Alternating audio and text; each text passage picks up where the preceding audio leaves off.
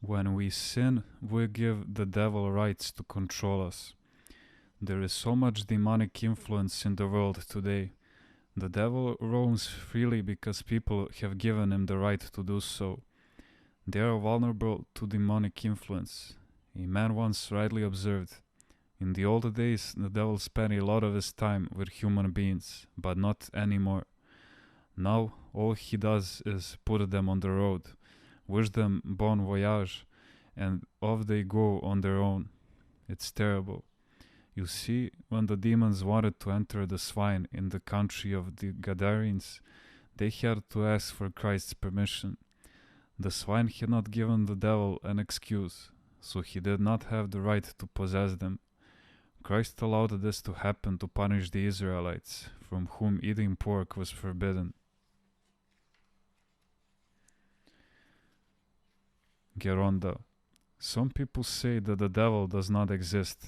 I know. Someone told me that I should remove all references to demonic possession.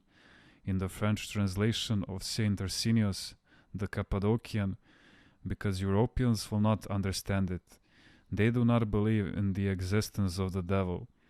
You see, they explain everything with psychology. But if they were to take the possessed of the gospel to psychiatrists for treatment, there would be no end to electroshocks. The right of the devil to harm us has been removed by Christ. The devil can harm us only if we allow him to have power over us. Those who do not participate in the mysteries of the church give the devil the right to tempt them and become vulnerable to demonic influence. Geronda. In what other ways do we give rights to the devil? Rationalism, contradiction, arguing, stubbornness, willfulness, disobedience, impudence, are all qualities of the devil. People are vulnerable to external demonic influence to the degree that they have these qualities. When the soul becomes purified, the Holy Spirit enters their person and fills him with grace. But when the soul is infected with mortal sin, the unclean spirit comes and dwells in him. A soul that is infected with sin, but not mortally, is merely under the influence of the unclean spirit, the devil. It is unfortunate that nowadays people don't want to restrain their passions, curb their self-will, or listen to advice. Instead, they speak with insolence and reject the grace of God. In this way, everything they undertake is bound to fail, because they are subject to demonic influence.